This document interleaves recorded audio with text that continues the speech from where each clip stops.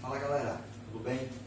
Mais uma aula aí sobre grandezas proporcionais. Nessa aula vamos fazer algumas questões, alguns tipos de problemas que os vestibulares trazem, em particular o Enem já trouxe algumas vezes. Primeiro, relembrando os conceitos que nós vimos na aula anterior, existem dois tipos de grandezas, as grandezas diretamente e as grandezas inversamente proporcionais. Lembrando que as grandezas diretamente proporcionais, elas ficam divididas, né? A divisão entre elas é uma constante.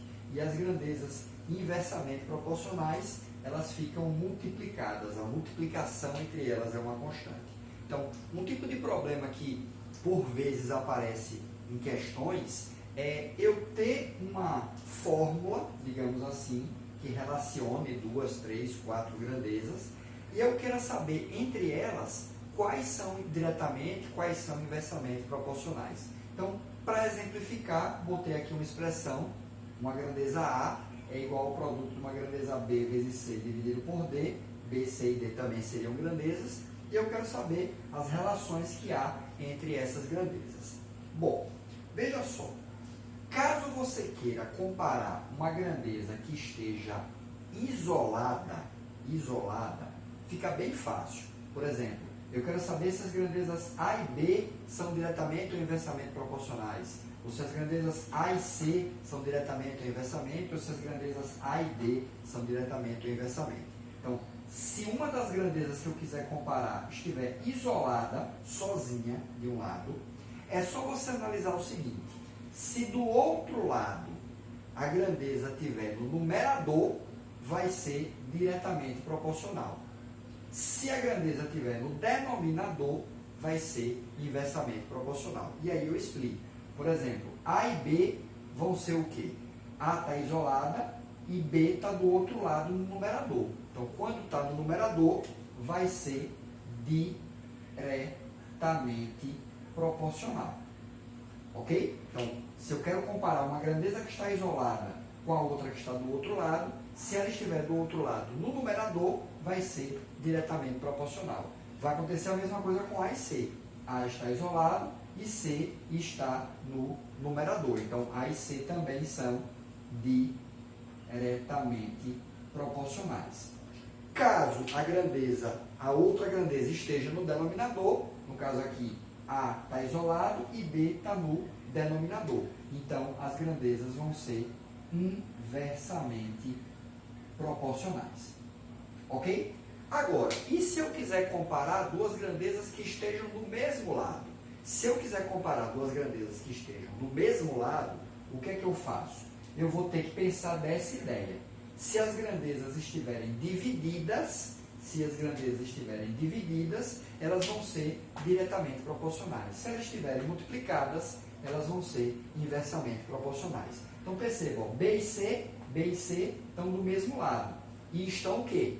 Multiplicadas. Então, se estão multiplicadas, elas são inversamente proporcionais.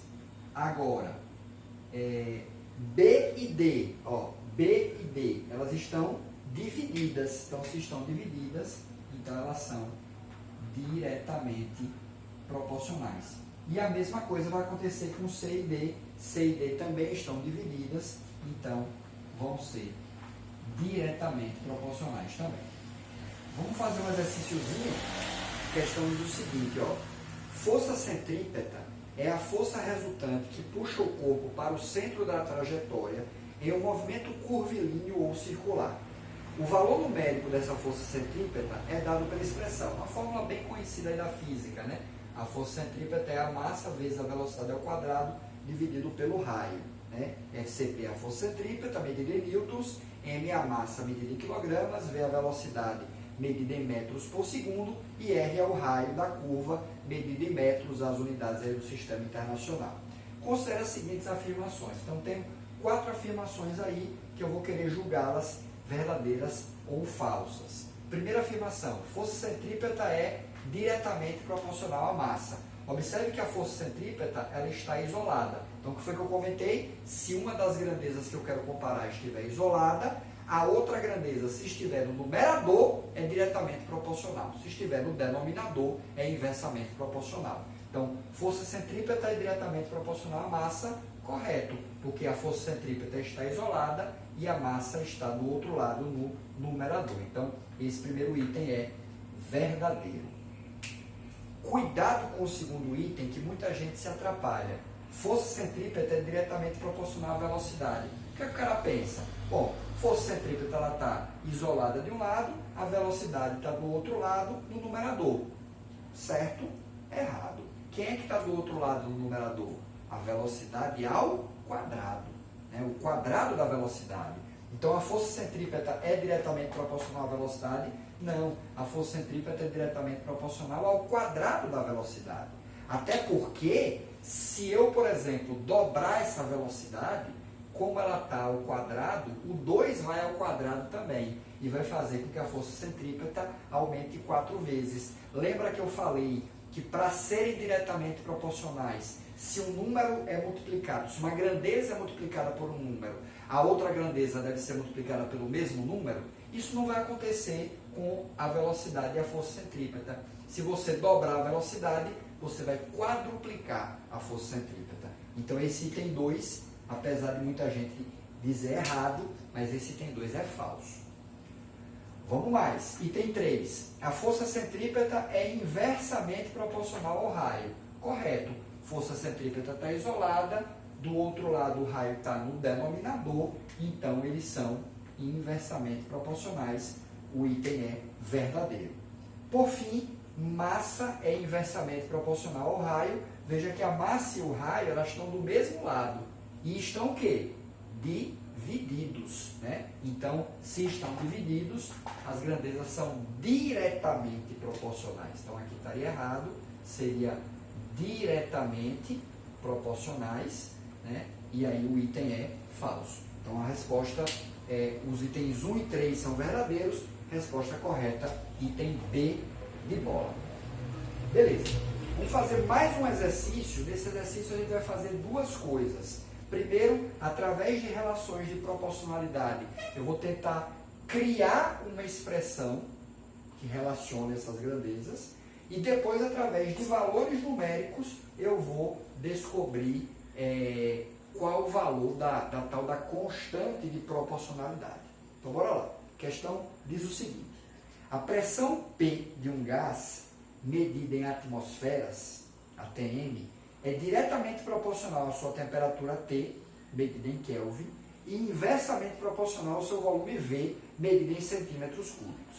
Então, ele diz que a pressão P é diretamente proporcional à temperatura T e a pressão P é inversamente proporcional ao volume, inversamente proporcional ao volume V. Beleza.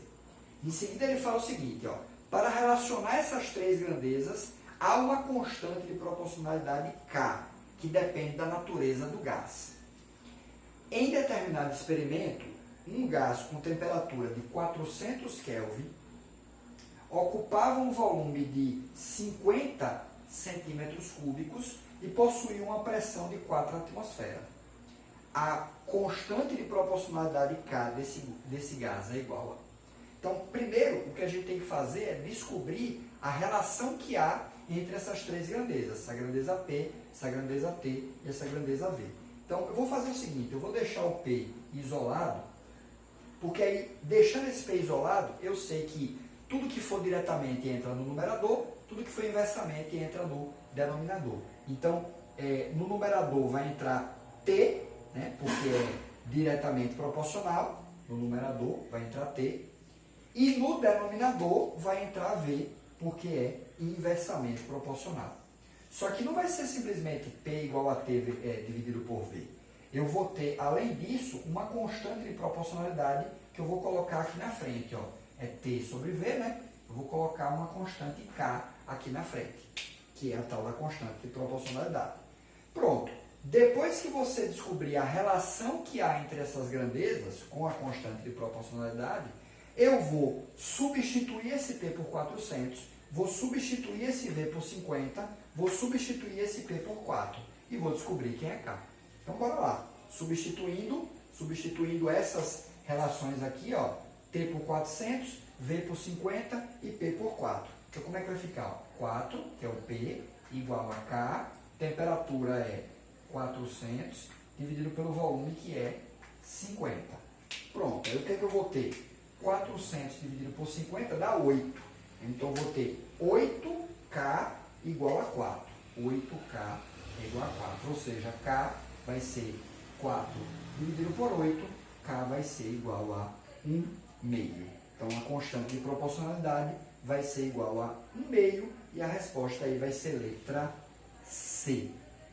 Ok? Então, é outro tipo de problema. O Enem ainda não trouxe essa ideia de você encontrar o K, mas ele já trouxe uma questão em que ele botava várias alternativas e cada alternativa tinha uma expressão relacionando a pressão, a temperatura e o volume. Não exatamente esse problema específico, né? Mas relacionando as grandezas. Em vez de ele pedir a constante, ele pedia a relação entre essas grandezas. Ok? Um abraço a todos, bons estudos e até a próxima.